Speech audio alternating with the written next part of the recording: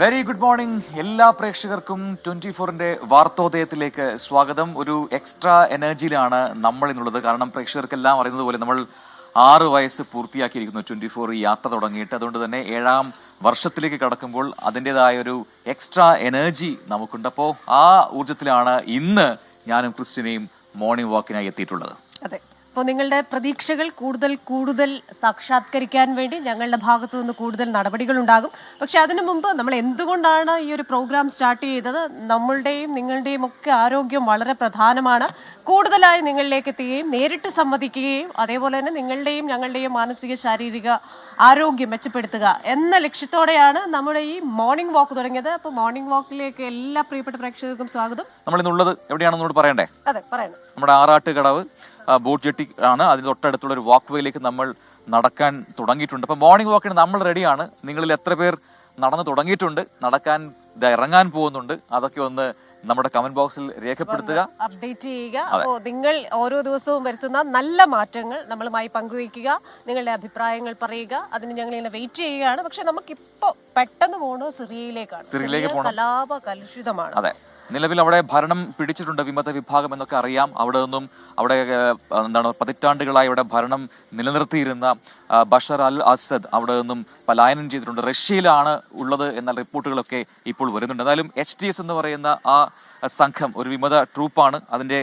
തലവനായിട്ടുള്ള ജുലാനിയാണ് പുതിയ പ്രസിഡന്റായി മാറാൻ പോവുക എന്നൊക്കെ അറിയാം. ഇപ്പൊ ഈ HTS-നെ കുറിച്ചൊക്കെ പറയുമ്പോൾ അത് ഈ പറയുന്ന അൽഖ്വയ്ദയുമായൊക്കെ ബന്ധമുള്ള ഒരു വിമത സംഘടനയാണ്. അപ്പോൾ ഭരണം ഭീകരർക്ക് കൊടുക്കണമോ എന്നൊക്കെയുള്ള ചർച്ചകളൊക്കെ മറുഭാഗത്ത് നടക്കുന്നുണ്ട്. അപ്പോൾ വിമതസേന HTS-ന്റെ തലവനായ ജുലാനി സിറിയയുടെ തലപ്പത്തെത്തിയേക്കും എന്നുള്ള റിപ്പോർട്ടുകൾ വരുന്നു. HTS-നെ താലിബാൻ അഭിനന്ദിച്ചിട്ടുണ്ട്. അപ്പോൾ ഇതൊക്കെ ഏത് രീതിയിലേക്ക് പരിണമിക്കുമെന്ന് നമുക്ക് സൂചനകളാണ്. പ്രസിഡന്റ് ബഷാർ അൽ അസദിനും കുടുംബത്തിനും മോസ്കോ അഭയം നൽകിയെന്ന് റഷ്യൻ ഔദ്യോഗിക മാധ്യമമാണ് റിപ്പോർട്ട് ചെയ്തത്. നേരത്തെ പ്രസിഡന്റിന്റെ വിമാനം കാണാതായെന്നും ലബനീസ് അതിർത്തിയിൽ തകർന്നു വീണെന്നും റിപ്പോർട്ടുകൾ വന്നിരുന്നു. ഇതിനു പിന്നാലെയാണ് റഷ്യയുടെ സ്ഥിരീകരണം.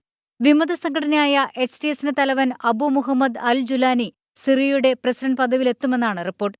അങ്ങനെ സംഭവിച്ചാൽ അസദിനെ പിന്തുണയ്ക്കുന്ന റഷ്യയുടെയും ഇറാന്റെയും നിലപാടുകൾ നിർണായകമാകും. 2015 മുതൽ അസദ് ഭരണകൂടത്തിന് ഉറച്ച പിന്തുണയാണ് റഷ്യ നൽകുന്നത്. അൽഖ്വയ്ദയിൽ ചേർന്ന അൽ ജുലാനി സിറിയയുടെ തലപ്പത്തെത്തുമ്പോൾ രാജ്യത്തെ ന്യൂനപക്ഷം ആശങ്കയിലാണ്. ഇപ്പോൾ അൽഖ്വയ്ദയോട് ആഭിമുഖ്യമില്ലെന്ന് അൽ ജുലാനി വിശദീകരിക്കുമ്പോഴും ആശങ്കയ്ക്ക് വിരാമമില്ല. HTS-നെ താലിബാൻ അഭിനന്ദിക്കുകയും ചെയ്തു. രാജ്യത്തെ അഭിസംബോധന ചെയ്ത അൽ ജുലാനി സിറിയൻ ജനതയെ അഭിനന്ദിച്ചു. സിറിയയിലെ സാഹചര്യങ്ങൾ നിരീക്ഷിച്ചു വരികയാണെന്ന് US പ്രസിഡന്റ് ജോ ബൈഡൻ പറഞ്ഞു. വിമതരുമായി സഹകരിക്കാൻ തയ്യാറാണെന്ന് പ്രധാനമന്ത്രി മുഹമ്മദ് ഖാസി അൽ ജലാലി വ്യക്തമാക്കി. സിറിയയിലെ സംഭവവികാസങ്ങൾക്ക് പിന്നാലെ ഇസ്രായേൽ പ്രധാനമന്ത്രി ബെഞ്ചമിൻ നെതന്യാഹു സിറിയൻ അതിർത്തിയിൽ സന്ദർശനം നടത്തി. ചരിത്ര ദിനമെന്നാണ് നെതന്യാഹു വിശേഷിപ്പിച്ചത്. ബഷാർ അൽ അസദിന്റെ പതനത്തെ ഫ്രാൻസും ജർമ്മനിയും ബ്രിട്ടനും സ്വാഗതം ചെയ്തു. വിമതർ സിറിയ പിടിച്ചെടുത്തതോടെ വ്യാപക അക്രമമാണ് നടക്കുന്നത്. സിറിയയിലെ ഇറാൻ എംബസി വിമതർ ആക്രമിച്ചു. എംബസിയിലേക്ക് ഇരച്ചുകയറി ഫയലുകളും രേഖകളും നശിപ്പിച്ചു.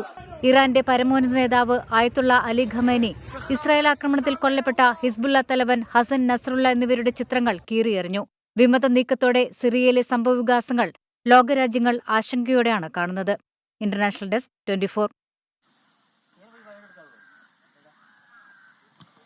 അപ്പോൾ അതൊക്കെയാണ് സിറിയയിലെ അവസ്ഥ. അപ്പോൾ കൂടുതൽ ഈ പറയുന്നത് പോലെ ഇത്തവണ ഈ നവംബർ 27-നൊക്കെ ഉണ്ടായ ആക്രമണങ്ങൾ നമ്മൾ കണ്ടതാണ്. ഒരൊറ്റ ഗ്രൂപ്പ് മാത്രമല്ല, സിറിയയിൽ കഴിഞ്ഞ കുറേ വർഷങ്ങളായി പ്രവർത്തിക്കുന്ന എല്ലാ വിമത സംഘടനകളും ഒരുമിച്ച് ചേർന്ന ഒരു അറ്റാക്കാണ് പ്ലാൻ ചെയ്തത്. അതുകൊണ്ട് തന്നെ വളരെ പെട്ടെന്ന് നഗരങ്ങളെല്ലാം കീഴടക്കാൻ അവർക്ക് കഴിഞ്ഞു എന്നുള്ളതാണ്. അപ്പോൾ എങ്ങനെയാണ് ലോകരാജ്യങ്ങൾ ഇതിനെ നോക്കിക്കാണുന്നത് എന്നത് ഏറ്റവും പ്രധാനപ്പെട്ട കാര്യമാണ്. അമേരിക്കയിൽ തന്നെ 2 അഭിപ്രായങ്ങൾ ഇതുമായി ബന്ധപ്പെട്ടുകൊണ്ട് ഉണ്ടാകുന്നുണ്ട് എന്ന സംശയമൊക്കെ ബലപ്പെടുന്നു. അപ്പോൾ അത് നമുക്ക് ചോദിക്കാൻ മറ്റാരുമില്ല, നമ്മുടെ ന്യൂജേഴ്സിയിലെ മധു കൊട്ടാരക്കരയാണ് ചേരുന്നത്. മധു, ഗുഡ് ഈവനിംഗ് ആണ് അവിടെ. അപ്പോൾ വെരി ഗുഡ് ഈവനിംഗ്. നമ്മളൊരു മോർണിംഗ് വാക്കിലാണ്. അതെ, ഞങ്ങൾ മോർണിംഗ് വാക്കിലാണ്. ഇവിടെ സുപ്രഭാതം പൊട്ടി വിടർന്നുകൊണ്ടിരിക്കുകയാണ്. പക്ഷെ സിറിയയിൽ കാര്യങ്ങൾ അത്ര നല്ലതല്ല. പക്ഷെ അതിലും പ്രധാനം ഈ അമേരിക്കൻ പ്രസിഡന്റ് ജോ ബൈഡനും നിയുക്ത പ്രസിഡന്റ് ട്രംപും എടുത്തിരിക്കുന്ന നയങ്ങളാണ്.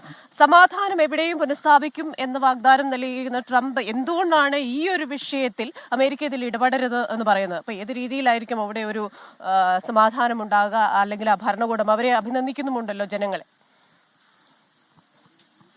Good morning Christina, Prajin. നേരത്തെ നമ്മൾ ഇന്റർനാഷണൽ ഡെസ്കിൽ നിന്ന് പറഞ്ഞതുപോലെ സ്ഥാനഭ്രഷ്ടനാകപ്പെട്ട Syrian president Bashar al Assad കുടുംബത്തോടൊപ്പം മോസ്കോയിൽ എത്തിയിട്ടുണ്ടെന്നാണ് ഏറ്റവും ഒടുവിൽ ലഭിക്കുന്ന റിപ്പോർട്ടുകൾ. മാനുഷിക പരിഗണനയുടെ അടിസ്ഥാനത്തിൽ റഷ്യ അവർക്ക് അഭയം നൽകിയിരിക്കുകയാണ്.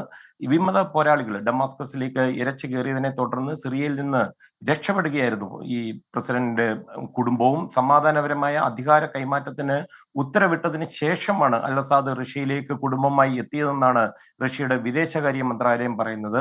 അതുപോലെ ഏറ്റവും ഒടുവിൽ ലഭിക്കുന്ന റിപ്പോർട്ടുകൾ അനുസരിച്ച് ഇസ്രായേൽ കരസേന സിറിയൻ അതിർത്തിയിൽ പ്രവേശിച്ചിരിക്കുകയാണ്. ഓർക്കണം, ഏതാണ്ട് പതിറ്റാണ്ടുകൾക്ക് ശേഷം, കൃത്യമായിട്ട് പറഞ്ഞ 1973 ഒക്ടോബർ വാറിന് ശേഷമാണ് ഈ ഇസ്രായേൽ ഈ അതിർത്തിയിൽ പ്രവേശിച്ചിരിക്കുന്നത്. മൗണ്ട് ഹെർമൺ കൊടുമുടികളുടെ നിയന്ത്രണം ഇപ്പോൾ ഇസ്രായേലിന്റെ സൈന്യത്തിന്റെ ഇതിലാണ്. സിറിയയിലെ വിമതരുടെ പ്രക്ഷോഭത്തിൽ അമേരിക്കയുടെ പ്രതികരണവും വന്നിട്ടുണ്ട്. അൽ അസാദിന്റെ വീഴ്ച സിറിയൻ ജനതയ്ക്ക് ലഭിച്ച ഏറ്റവും നല്ലൊരു സുവർണ അവസരമെന്നാണ് ഇന്ന് അല്പസമയം മുമ്പ് അമേരിക്കൻ ജനതയെ അഭിസംബോധന ചെയ്ത് സംസാരിക്കുമ്പോൾ US പ്രസിഡന്റ് ജോ ബൈഡൻ പറഞ്ഞത്. അസദ് ഭരണകൂടം അക്ഷരാർത്ഥത്തിൽ ലക്ഷക്കണക്കിന് നിരപരാധികളായ സിറിയക്കാരെ ക്രൂരമായി പീഡിപ്പിക്കുകയായിരുന്നെന്നാണ് ജോ ബൈഡൻ പറയുന്നത്. അതേസമയം ജോ ബൈഡന്റെ ഒരു മുന്നറിയിപ്പ് കൂടി വരുന്നുണ്ട്. ഇത് അപകടത്തിന്റെ ഒരു നിമിഷം കൂടിയാണ്. ഏതെങ്കിലും ഒരു ഭീഷണി സിറിയയുടെ ഭാഗത്തു നിന്നുണ്ടായാൽ ജോർദൻ, ലെബനൻ, ഇറാഖ്, ഇസ്രായേൽ എന്നിവയുൾപ്പെടെയുള്ള അയൽ രാജ്യങ്ങളെ അമേരിക്ക പിന്തുണയ്ക്കുമെന്നാണ് അല്പമണിക്കൂറുകൾക്ക് മുമ്പ് ബൈഡൻ പറഞ്ഞത്. നേരത്തെ കൃഷ്ണ ചോദിച്ച ചോദ്യം, ഈ രണ്ട് പുതിയ പ്രസിഡന്റും ജോ ബൈഡനും തമ്മിൽ എന്തെങ്കിലും വ്യത്യാസമുണ്ടോ എന്നാണ്. സിറിയയിൽ അമേരിക്കക്കാരുടെ സുരക്ഷയെക്കുറിച്ച് ഈ ദേശീയ സുരക്ഷാ ഉദ്യോഗസ്ഥരുമായിട്ട് ചർച്ചയൊക്കെ നടത്തിയിട്ടാണ് ബൈഡന്റെ പ്രസ്താവന വന്നത്. എന്നാൽ സിറിയ മുഴുവൻ കുഴപ്പമാണെന്നാണ് ഡൊണാൾഡ് ട്രംപ് പറയുന്നത്. സിറിയ അമേരിക്കയുടെ ഒരു സുഹൃത്തേയല്ല. US-ന് ഇതുമായി ഒന്നും ചെയ്യാനില്ല. ഈ വിഷയത്തിൽ ഇടപെടുക ചെയ്യരുതെന്നാണ് ഡൊണാൾഡ് ട്രംപ് ജോ ബൈഡൻ ഭരണകൂടത്തോട് ആവശ്യപ്പെട്ടിരിക്കുന്നത്. കൃഷ്ണ പ്രജിൻ. ശരി, thank you Madhu Kottarakkara. Yes, അപ്പോ ഈ പറയുന്നത് പോലെ സിറിയയുടെ ഒരു ഭൂമിശാസ്ത്രപരമായ പ്രത്യേകതയും അതാണ്. അവിടെ ഈ പറയുന്നത് പോലെ സർക്കാരിന് സ്വാധീനമുള്ള ഒരു വലിയ മേഖലയുണ്ട്. പക്ഷേ ഈ അതിർത്തിയിലൊക്കെ വന്നു കഴിഞ്ഞാൽ പല ടൈപ്പിലുള്ള വിമത ഗ്രൂപ്പുകളാണ് അധികാരം പിടിച്ചിരിക്കുന്നത്. അവർക്കാണ് അവിടെ മേധാവിത്വമുള്ളത്. പക്ഷെ അതിൽ വർഷങ്ങളായി സിറിയൻ ജനത അനുഭവിക്കുന്ന പ്രശ്നങ്ങൾ 2011 ഏകദേശം 60 ലക്ഷത്തോളം പേർക്കാണ് ജീവൻ നഷ്ടമായത്. അപ്പോൾ അത്തരത്തിലൊന്നും ഇനിയും സംഭവിക്കാതിരിക്കട്ടെ, എല്ലായിടത്തും സമാധാനം വരട്ടെ എന്ന് പുലർച്ചയിൽ ആഗ്രഹിക്കുക. ഇതിപ്പോ കണ്ടില്ലേ, കാരണം അവിടെ നിന്ന് നേരത്തെയുള്ള ആൾക്കാർ മാറിയപ്പോൾ പല ആൾക്കാരും രാജ്യത്തിന് പുറത്തുള്ള ആൾക്കാർ പോലും അകത്തേക്ക് ഇസ്രായേലിനെ പോലുള്ള രാജ്യങ്ങളിൽ നിന്നുള്ള ആൾക്കാർ കടന്നു കയറാൻ ശ്രമിക്കുന്നുള്ളതാണ്. അപ്പോൾ എന്താണ് അവിടെ ഇനി വരും ദിവസങ്ങളിൽ സംഭവിക്കുക എന്നുള്ളത് നമുക്ക് അല്പം ആകാംക്ഷയോടെയാണ് നോക്കിക്കാണേണ്ടത്, അല്ലേ? നമ്മുടെ പ്രിയപ്പെട്ട പ്രേക്ഷകരൊക്കെ കമന്റ് ബോക്സിൽ ഹാജരാണ്. അതായത് നമ്മൾ എല്ലാ ദിവസവും മെസ്സേജ് അയക്കുന്നവരും പുതിയതായി വന്നവരും ഒക്കെ ഉണ്ട്. അപ്പോൾ ഇവിടെ വിനോദ് നായർ പറയുന്നു, ഞാനും എൻ്റെ ഫ്രണ്ട് മനോജ് മാവേലിക്കരയുമായി 24-നെ കുറിച്ച് 8ാം വാർഷികത്തെക്കുറിച്ച് സംസാരിക്കുകയായിരുന്നു. SKN-നെ കുറിച്ചും പ്രാക്രിയുടെ മോർണിംഗ് വാക്കിനെ കുറിച്ചും. അപ്പൊ ഈ പറയുന്നത് പോലെ ഈ മോർണിംഗ് വാക്കിനെ കുറിച്ച് നിങ്ങൾ കാണുക, മറ്റുള്ളവരോട് പറയുക, എല്ലാ പ്രോഗ്രാമുകളും എല്ലാവരും കാണുക, അല്ലെ? അതാണ് നമ്മുടെ കരുത്ത്. നമുക്ക് അടുത്ത വാർത്തയിലേക്ക് പോകാം, അല്ലെ? ഷഫീദ് റാവുത്തറാണ് അടുത്ത വാർത്തയുമായി മോർണിംഗ് വാക്കിൽ തത്സമയം ചേരാൻ പോകുന്നത്. പറഞ്ഞിരുന്നത് N പ്രശാന്തിനെതിരായ ചീഫ് സെക്രട്ടറിയുടെ ചാർജ് മെമ്മോയെ കുറിച്ചാണ്. ആ ചാർജ് മെമ്മോയിൽ പല വിചിത്രവാദങ്ങളും ഉണ്ട് എന്നുള്ളതാണ് വസ്തുത. ജയതിലകനെയും ഗോപാലകൃഷ്ണനെയും വിമർശിച്ചതിലൂടെ IAS ഉദ്യോഗസ്ഥരെ ആകെ അപമാനിച്ചു എന്നാണ് ഈ ചാർജ് മെമ്മോയിലെ ഒരു വാദം. അതെ, നമുക്ക് ഷഫീദിനോട് തന്നെ കൂടുതൽ കാര്യങ്ങൾ ചോദിക്കാം. Shafeed, very very very good morning. അപ്പൊ ഈ വിചിത്രവാദങ്ങൾ ഉണ്ടല്ലോ ഇതിൽ, പ്രത്യേകിച്ച് ഈ സർക്കാർ പരസ്യം പങ്കുവെക്കുന്നതൊക്കെ അത് ഏത് തരത്തിലാണ് കുറ്റകരമാകുന്നത്? അതുപോലെ തന്നെ 1-2 പേർക്കെതിരെ പറയുന്നത് IAS ഉദ്യോഗസ്ഥരെ മൊത്തം ആക്ഷേപിക്കലാണ് എന്ന് പറയുന്നു. ഈ മെമ്മോയിൽ പറയുന്ന കാര്യങ്ങൾ എന്തൊക്കെയാണ്? മറ്റെന്തൊക്കെ പറയുന്നു?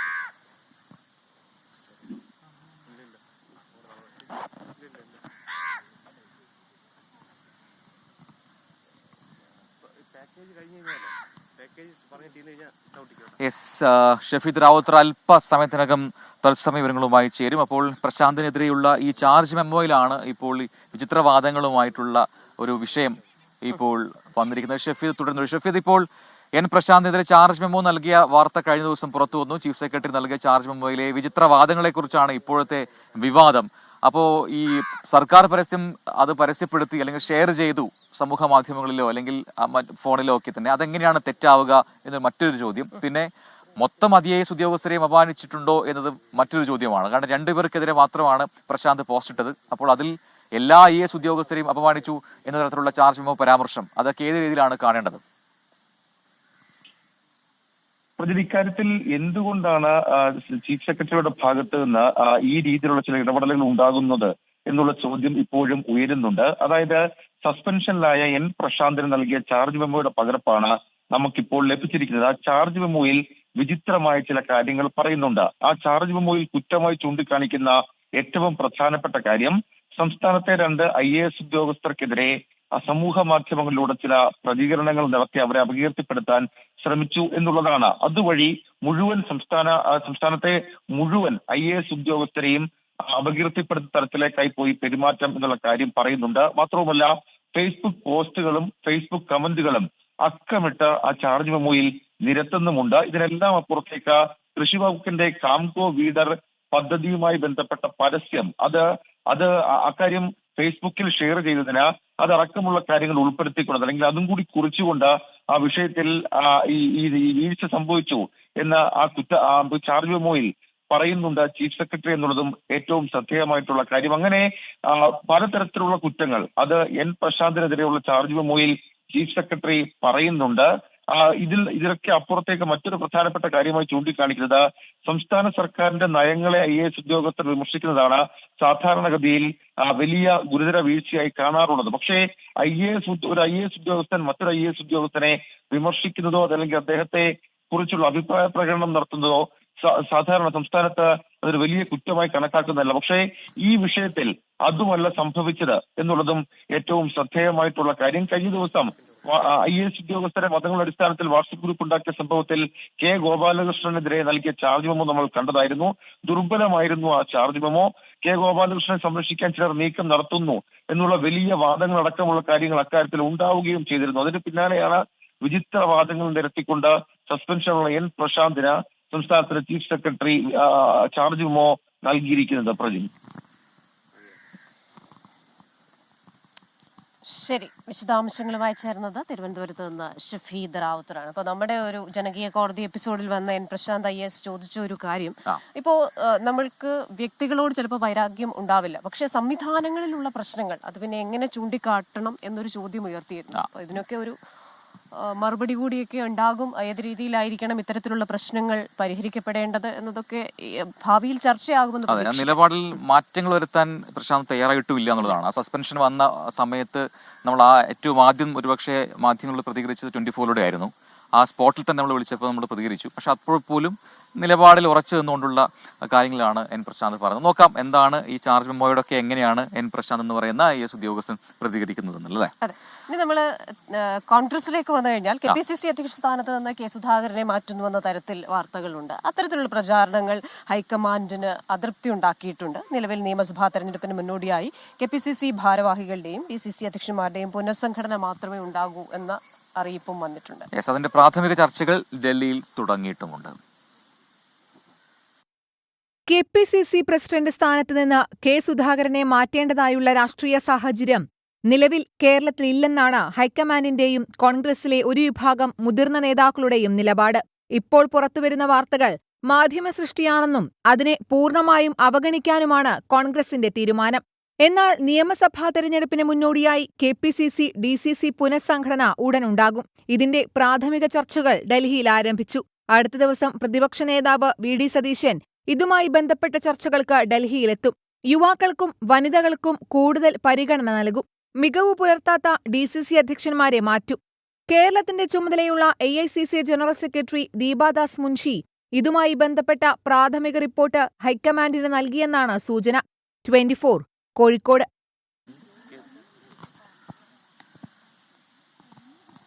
Welcome back. അപ്പോൾ നമ്മുടെ മോർണിംഗ് വാക്ക് തുടരുകയാണ്. ഇപ്പം നമ്മളുള്ളത് ആറാട്ടുകടവ് വാക്ക്വേയിലാണ്.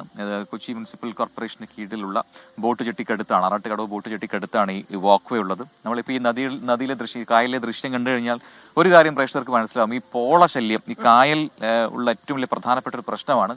കഴിഞ്ഞ ദിവസം നമ്മൾ ചിറ്റൂരിൽ പോയപ്പോൾ വലിയ അതിൻ്റെ ഒരു ബുദ്ധിമുട്ട് നമ്മൾ കണ്ടതാണ്. ഇപ്പോഴത് ഇങ്ങനെ ഒഴുകി വരുന്ന കാഴ്ച നമ്മൾ കാണാം. എവിടെയെങ്കിലും ഒരു പാലം ഉണ്ടെങ്കിൽ അവിടെ ഇത് തടഞ്ഞു നിർത്തുകയും അത് ഈ പറയുന്ന മീൻപിടുത്തത്തിനൊക്കെ പോകുന്ന ആൾക്കാരെ വലിയ രീതിയിൽ ബുദ്ധിമുട്ടിലാക്കുകയും ചെയ്യും. ഇതൊരു പ്രധാനപ്പെട്ട പ്രശ്നമാണ് ഈ മേഖലയുടെ. അവിടെ ഒരു ചീനവല കാണാം. ഈ പുഴയിലൂടെ ഈ ഒഴുകി നടക്കുന്ന പോളകള് വളരെ ചുരുങ്ങിയ സമയത്തിനുള്ളതാണ് ഒന്നിച്ചായി പെട്ടെന്ന് ആ ജലത്തെ മുഴുവൻ മൂടുന്ന ഒരു രീതിയിലേക്ക് മാറുന്നത്. അതെ, കുറച്ചുകൂടെ മുന്നോട്ട് വരുമ്പോൾ അതിന്റെ രൂക്ഷമായ ചില കാഴ്ചകൾ പ്രേക്ഷകരെ കാണിച്ചു തരാം. അതിനു മുമ്പ് നമുക്ക് അടുത്ത ഒരു രാഷ്ട്രീയ വാർത്തയിലേക്ക് തന്നെ പോകണം. സമസ്തയിൽ പല വിഷയങ്ങളെ മുൻനിർത്തിക്കൊണ്ട് പല അഭിപ്രായങ്ങൾ ഉയർന്നു വരുന്നുണ്ട്. അപ്പൊ ആ വിഭാഗീയത ഇങ്ങനെ കുറയുന്നതല്ലാതെ അത് കൂടുന്നതല്ലാതെ കുറഞ്ഞു വരുന്നില്ല. അപ്പൊ ആ വിഭാഗീയതയിൽ ഇടപെടാൻ നേതൃത്വം തീരുമാനിക്കുന്ന ഒരു സമവായത്തിനുള്ള നീക്കങ്ങൾ നേതൃത്വത്തിന്റെ ഭാഗത്ത് ഉണ്ടാവുന്നുണ്ട്. ഒരു സമവായ ചർച്ചയ്ക്ക് വിളിച്ചിരിക്കുകയാണ് അല്ലെ. പക്ഷെ അപ്പോഴും ഈ മുസ്ലിം ലീഗ് വിരുദ്ധ വിഭാഗം ഈ ചർച്ചയിൽ പങ്കെടുക്കുകയില്ല എന്നാണ് വരുന്ന സൂചനകൾ. വിപിൻ സി വിജയനാണ് മലപ്പുറത്ത് നിന്ന് ചേരുന്നത്. Vipin, very very very good morning. അപ്പോൾ നിർണായകമായ ചില രാഷ്ട്രീയ നീക്കങ്ങൾ ഈ ചർച്ചയിൽ ഉണ്ടാകുമോ? ഒരു സമവായത്തിനുള്ള ശ്രമം നടക്കുമ്പോൾ ഇരു വിഭാഗവും അവിടെ വേണമല്ലോ. പക്ഷേ ഇതിൽ ചിലർ പങ്കെടുക്കില്ല എന്ന് പറയുമ്പോൾ എത്രത്തോളം വിജയകരമായിരിക്കും ഈ ഒരു ചർച്ച? Good morning Christina, Prajin. ഈ പറഞ്ഞതുപോലെ തന്നെ കുറച്ചു കാലമായി സമസ്തയിൽ ഈ ഒരു വിഭാഗീയത നിലനിൽക്കുന്നുണ്ട്. അപ്പോൾ ലീഗ് അനുകൂല പക്ഷത്തെയും അതുപോലെ തന്നെ എതിർക്കുന്ന പക്ഷത്തെയും ഒരുമിച്ച് ഇരുത്തി ഒരു സമവായ ചർച്ചയിലൂടെ ഈ പ്രശ്നം പരിഹരിക്കുക എന്നുള്ളതായിരുന്നു നേതൃത്വം ലക്ഷ്യമിട്ടിരുന്നത്. പക്ഷേ ഇപ്പോൾ പുറത്തു വരുന്ന വാർത്തകൾ ഇതിൽ ഈ ലീഗ് വിരുദ്ധ വിഭാഗമായിട്ട് നിൽക്കുന്നവർ ഈ ചർച്ചയിൽ പങ്കെടുക്കുന്നില്ല. കാരണം അടുത്ത മുശാവറയിൽ ഈ ലീഗ് അനുകൂലികൾ ഇപ്പോൾ സമസ്തയിൽ ഉണ്ടാക്കിയിട്ടുള്ള ഒരു ആദർശ സംരക്ഷണ സമിതി എന്നൊരു സമിതി രൂപീകരിച്ചിട്ടുണ്ട്. അപ്പോൾ ഇങ്ങനെ ഒരു സമിതി രൂപീകരിക്കുന്ന ഒരു രീതി സമസ്തയിലില്ല. അപ്പോൾ ഇതിനെതിരെ കർശന നടപടിയെടുത്തതിന് ശേഷമാകാം ചർച്ച എന്നൊരു നിലപാടിലേക്കാണ് ഈ വിഭാഗം എത്തുന്നത്. ഒപ്പം തന്നെ ഇന്ന് മുസ്ലിം ലീഗിന്റെ നേതാക്കൾ ടി കെ കുഞ്ഞാലിക്കുട്ടി അടക്കമുള്ളവരും ഈ ചർച്ചയിൽ പങ്കെടുക്കുന്നുണ്ട്. ആ സമയത്താണ് ഇപ്പോൾ ലീഗ് വിരുദ്ധ പക്ഷം ഇതിൽ നിന്ന് മാറി നിൽക്കുമെന്നുള്ള വിവരങ്ങൾ പുറത്തു വരുന്നത്. ഇന്ന് 3 മണിക്ക് മലപ്പുറത്ത് വെച്ചാണ് ഈ ചർച്ച. അത് അപ്പോൾ ഇനി ഇവർ പങ്കെടുത്തില്ല എന്നുണ്ടെങ്കിൽ അത് ഏകപക്ഷീയമായി പോകുമെന്നുള്ളതാണ് ഒരു പ്രതിസന്ധിയായി നിൽക്കുന്നത്. വിപിൻ സി വിജയനാണ് മലപ്പുറത്ത് നിന്ന് വിശദാംശങ്ങൾ നൽകിയത്. അപ്പൊ വിപിൻ ഇത് പറഞ്ഞുകൊണ്ടിരിക്കുന്നതിന്റെ അവസാന ഘട്ടത്തിൽ നമ്മൾ പ്രകൃതി ഭംഗി ഒന്ന് ആസ്വദിക്കാൻ പോയി. കിളികളുണ്ട്, മരങ്ങളുണ്ട്, മനോഹരമായ പ്രകൃതിയുണ്ട്. അപ്പോ ഈ ഒരു കൊച്ചിക്കായലിൽ നമുക്ക് പലയിടങ്ങളിലും കാണുന്ന ഈ ചീനവല അല്ലെ, അത് കുറച്ചുകൂടെ അടുത്ത് നമുക്ക് മറ്റെവിടെയെങ്കിലും കാണാമെന്ന ഒരു പ്രതീക്ഷയുണ്ട്. നമുക്ക് എന്തായാലും മുന്നോട്ട് നടക്കാം. അത് മോർണിംഗ് വാക്ക് തുടരുകയാണ്. അപ്പൊ ഒരു ഉദ്ദേശം ഇതുകൂടെയാണ്, നല്ല നല്ല കാഴ്ചകൾ പ്രേക്ഷകരിലേക്ക് രാവിലെ തന്നെ എത്തിക്കുക. അപ്പൊ നല്ല കാഴ്ചകളൊക്കെ കണ്ട് ബ്രെയിനൊക്കെ ഒന്ന് ഫ്രഷായി, മനസ്സൊക്കെ ഫ്രഷായി പുതിയ ജോലികളിലേക്ക് കടക്കുക. മാത്രമല്ല നമുക്ക് ഈ വാക്ക് വേയിൽ ഒരുപാട് പേര് ഇവിടുത്തെ പ്രദേശവാസികളൊക്കെ തന്നെ രാവിലെ തന്നെ നടക്കാൻ എത്തിയിട്ടുണ്ട്. സുഹൃത്തുക്കളായൊക്കെ എത്തി ഒരുപാട് പേരെ കാണാം. ചുറ്റുവട്ടത്ത് വീടുകളുണ്ട്. അപ്പൊ അവിടെയൊക്കെയുള്ള ആൾക്കാർ ഉണർന്നു വരുന്നുണ്ട്. നമ്മളെങ്ങനെ നോക്കുന്നുണ്ട് എന്താണ് പരിപാടി. അതെ അതെ, ശരിക്കും സൗഹൃദം എന്ന് പറയുന്നത് ഇങ്ങനെയാണ് വേണ്ടത്. പോസിറ്റീവായിട്ടുള്ള കാര്യങ്ങൾ ഒന്നിച്ചു ചെയ്യുക, അല്ലാതെ കൂട്ടം കൂടിയിരുന്ന് കുത്തിത്തിരിപ്പ് ഉണ്ടാക്കുകയല്ല എന്നതാണ് ഇതിന്റെ ഈ ഒരു ഉദാഹരണം കാണിക്കുന്നത്. പല ഏജ് ഗ്രൂപ്പുകളിലെ ആൾക്കാരൊക്കെ നടക്കാനുണ്ട്, രാവിലെ തന്നെ നടക്കാൻ ഇറങ്ങിയിട്ടുണ്ട്. അപ്പൊ ആരോഗ്യ സംരക്ഷണം അത് നമ്മുടെ കേരളത്തിന്റെ ഒരു മുഖ്യമന്ത്രിയായിട്ട് മാറുന്നുണ്ട്. എല്ലാവരും റെഡിയാണ് രാവിലെയൊക്കെ നടക്കാൻ. അപ്പൊ ചേച്ചിമാരുടെയൊക്കെ വിശേഷങ്ങളും ചേട്ടന്മാരുടെയൊക്കെ കാര്യങ്ങളൊക്കെ നമുക്ക് ചോദിച്ചറിയാം. കാസർഗോഡേക്ക് പോകാം. കാസർഗോഡ് ഒരു സന്തോഷ ദിവസമാണ്. 24 കണക്റ്റും കെ ചിറ്റിലപ്പള്ളി ഫൗണ്ടേഷനും സംയുക്തമായി നിർമ്മിച്ചു നൽകുന്ന 8ാമത്തെ വീടിന്റെ തറക്കല്ലിടൽ നടന്നു. യെസ്, പുല്ലൂർ പെരിയ പഞ്ചായത്തിലെ സിന്ധു സജീവ് ദമ്പതികൾക്കാണ് ഈ വീട് ഒരുങ്ങുന്നത്. സജീവും സിന്ധുവും 6 വയസ്സുകാരൻ മകനുമടങ്ങുന്ന 3 അംഗ കുടുംബം. 20 വർഷമായി വാടക വീട്ടിലാണ് താമസം. ഹൃദയ സംബന്ധമായ അസുഖമുള്ളതിനാൽ സജീവിന് ഭാരിച്ച ജോലികളൊന്നും ചെയ്യാൻ കഴിയില്ല. ഭാര്യ സിന്ധു സംഗീതം പഠിപ്പിച്ച് ലഭിക്കുന്ന തുച്ഛമായ തുകയാണ് ഏക വരുമാന മാർഗം. വീടിനായുള്ള അപേക്ഷ സർക്കാർ നിരസിച്ചപ്പോൾ 24 കണക്റ്റിനെ ബന്ധപ്പെട്ടു. 24 ചാനലിനും ചിറ്റിലപ്പള്ളി ഫൗണ്ടേഷനും കൂടാതെ ഇതിൻ്റെ പിന്നിൽ പ്രവർത്തിച്ച ഓരോരുത്തർക്കും, ഞങ്ങളെ സഹായിച്ച ഓരോരുത്തർക്കും നന്ദി പറയുന്നു. വീടിന്റെ തറക്കല്ലിടൽ സിന്ധുവും മകൻ സായന്തും ചേർന്ന് നിർവഹിച്ചു. 24ന് നന്ദിയെന്ന് വാർഡ് മെമ്പർ അംബിക. സാധാരണക്കാരൻ ജനങ്ങൾക്ക് ഒരു സ്വന്തമായി ഭവനം കെട്ടാൻ സാധിക്കാത്തവർക്ക് ഒരു ഭവനം ചിറ്റിലപ്പള്ളി ഫൗണ്ടേഷനും അതുപോലെ 24 ചാനലും നിങ്ങൾ നിർമ്മിച്ച് കൊടുക്കുന്നതിൻ്റെ എല്ലാ ഭാരവാഹികളും അതിൻ്റെ ഫൗണ്ടേഷൻ്റെ അവർക്കും ഒരുപാട് നന്ദി അറിയിച്ചു കൊള്ളുന്നു. ജില്ലയിൽ കൂടുതൽ വീടുകൾ നൽകാനുള്ള തയ്യാറെടുപ്പുകൾ നടക്കുന്നുണ്ട്. അവരുടെ മനസ്സിനിഷ്ടപ്പെട്ട ഒരു വീട് ഉണ്ടാക്കി കൊടുക്കാൻ 24 ചാനലിനും ചിറ്റിലപ്പള്ളി ഫൗണ്ടേഷനും കഴിഞ്ഞതിൽ ഞങ്ങൾ അതിയായി സന്തോഷിക്കുന്നു. പഞ്ചായത്തിൻ്റെ ഭാഗത്തുനിന്നും വില്ലേജിൻ്റെ ഭാഗത്തുനിന്നും നല്ല സഹകരണമാണ് ഞങ്ങൾക്ക് ഉണ്ടായിക്കൊണ്ടിരിക്കുന്നത്. ഈ സഹകരണം ഇനിയും ഞങ്ങൾ പ്രതീക്ഷിക്കുന്നു. 24 കണക്റ്റിന്റെ ജില്ലാ താലൂക്ക് കോർഡിനേറ്റർമാർ ചടങ്ങിൽ പങ്കെടുത്തു. 24 കാസർഗോഡ്. യെസ്, അപ്പോൾ നമ്മൾ നടന്ന് ഒരു ഭാഗത്ത് എത്തിയിട്ടുണ്ട്. കായൽ ഇങ്ങനെ ശാന്തമായി ഒഴുകുന്നുണ്ട്, മറ്റു പ്രശ്നങ്ങളില്ല. തൊട്ട് പിറകിൽ ചീനവലയുടെ മറ്റൊരു ആംഗിളിൽ നിന്നുള്ള ദൃശ്യം പ്രേക്ഷകർക്ക് ഒരുപക്ഷെ നമ്മുടെ പിറകിൽ കാണാം. നമ്മൾ ഈ പോളയുടെ പ്രശ്നം പറഞ്ഞില്ലേ, അപ്പൊ ഈ പോളയുടെ പ്രശ്നം പറഞ്ഞപ്പോൾ PC ദിലീപ് മലബാർ വാലി പറയുന്നത് ഈ ശല്യക്കാരനായ പോളയെ നല്ല രീതിയിൽ ഉപയോഗിച്ചാൽ കരകൗശല സാധനങ്ങൾ നിർമ്മിച്ച് വരുമാനം ഉണ്ടാക്കാൻ പറ്റുമെന്നാണ്. അപ്പം നമ്മുടെ മിനി ബാബു പറയുന്നു, മിനിശേഷി പറയുന്നു, എന്റെ മകനും കൂട്ടുകാരും ചേർന്ന് ഈ കുളവാഴ ഉപയോഗിച്ച് സ്റ്റാർട്ടപ്പ് ആരംഭിച്ച് അതിൽ കൂടെ പേപ്പർ ഉണ്ടാക്കി അതിൽ SKN സാറിന്റെ ഫോട്ടോ സംസ്ഥാന സമ്മേളനം. അപ്പൊ അത്തരത്തിലൊരു റീയൂസ് ഉണ്ടെങ്കിൽ പലർക്കും ഈ കൊച്ചിയിലുള്ള ഇതൊരു വലിയ ക്വാണ്ടിറ്റി ഉണ്ട്. കായലിൽ നമ്മൾ ഈ ചെറിയ രീതിയിലല്ല, ഒരു വലിയ ക്വാണ്ടിറ്റി ഉണ്ട്. ഇതിനെ നീക്കം ചെയ്യുക എന്നുള്ളതാണ് ഒരു പ്രശ്നം. ഇതിന് കോർപ്പറേഷന്റെ ഒരു അത്തരത്തിലുള്ളൊരു യന്ത്രമൊക്കെ കൊണ്ടുവന്നെങ്കിലും അത് അത്ര കാര്യക്ഷമമായിട്ട് ഉപയോഗിക്കാൻ പറ്റുന്നില്ല പലയിടങ്ങളിലും എന്നൊരു പരാതി ഈ പറയുന്ന മേഖലയിൽ വർക്ക് ചെയ്യുന്ന മത്സ്യബന്ധന മേഖലയിൽ വർക്ക് ചെയ്യുന്ന ആൾക്കാർക്കൊക്കെ ഉണ്ട്. കഴിഞ്ഞ ദിവസമൊക്കെ അത്തരം പ്രതികരണങ്ങൾ നമ്മൾ നേരിട്ട് കണ്ടതുമാണ്. നമുക്കിനി അടുത്തൊരു വാർത്തയിലേക്ക് പോവാം. നമ്മൾ 24 പുറത്തു കൊണ്ടുവന്നൊരു വാർത്തയാണ് ഈ നഴ്സിംഗ് സീറ്റ് അട്ടിമറി. അപ്പോൾ അതുമായി ബന്ധപ്പെട്ടൊരു പുതിയ അപ്ഡേഷൻ വരുന്നു. എന്തായാലും സ്വന്തം നിലയിൽ അഡ്മിഷൻ നടത്തിയ ആ സംഭവത്തിൽ കോടതിയെ സമീപിക്കാൻ ആരോഗ്യ വകുപ്പ് തീരുമാനിച്ചിരിക്കുന്നു എന്നതാണ് വാർത്ത. സ്വന്തം നിലയിൽ 22 സീറ്റിൽ അഡ്മിഷൻ നടത്തിയ വടശ്ശേരിക്കര ശ്രീ അയ്യപ്പ കോളേജിനെതിരെ ഹൈക്കോടതിയെ സമീപിക്കും. ഫീസ് റെഗുലേറ്ററി കമ്മിറ്റി കോടതിയെ തെറ്റിദ്ധരിപ്പിച്ചതാണ് അനുകൂല വിധി നേടിയത് എന്ന് ആരോഗ്യവകുപ്പ് കോടതിയെ അറിയിക്കും. AV ജയശങ്കറാണ് വിശദാംശങ്ങളുമായി തിരുവനന്തപുരത്ത് നിന്ന് ചേരുന്നത്. ജയശങ്കർ, ഈ നഴ്സിംഗ് കൗൺസിൽ യോഗത്തിലും ഈ കോളേജിനെതിരെ വിമർശനങ്ങൾ ഉണ്ടായിരുന്നു. ഇപ്പോൾ ആരോഗ്യവകുപ്പ് ഈ വിഷയത്തിൽ കോടതി കയറുകയാണ്. എന്ത് സംഭവിക്കും? അതായത് കഴിഞ്ഞ ദിവസം നടന്ന നഴ്സിംഗ് കൗൺസിലിൻ്റെ യോഗത്തിൽ ഈ ശ്രീ അയ്യപ്പ കോളേജിനെതിരെ വലിയ തോതിലുള്ള വിമർശനമാണുള്ളത്. ഇവർ ആകെ മൊത്തത്തിൽ തെറ്റിദ്ധരിപ്പിച്ചാണ് ഇത്തരത്തിലൊരു വിധി സമ്പാദിച്ചതെന്നാണ് ഈ യോഗം മൊത്തത്തിൽ വിലയിരുത്തിയത്. എന്തായാലും ഈ ഫീസ് റെഗുലേറ്ററി കമ്മിറ്റിയെ തെറ്റിദ്ധരിപ്പിച്ച് കോടതി ഉത്തരവ് സമ്പാദിച്ച കാര്യവുമായി ബന്ധപ്പെട്ട് ഹൈക്കോടതിയെ സമീപിക്കാനാണ് നിലവിൽ സർക്കാരിൻ്റെ തീരുമാനം. ഇതുമായി ബന്ധപ്പെട്ട ഹർജി വരും ദിവസങ്ങളിൽ തന്നെ സർക്കാർ ഹൈക്കോടതിക്ക് മുന്നിൽ സമർപ്പിക്കും. അത്തരത്തിൽ 22ഓളം മെറിറ്റ് സീറ്റുകളാണ് ഇവർ മാനേജ്മെൻറ്റ് സീറ്റിലേക്ക് മാറ്റിയത്.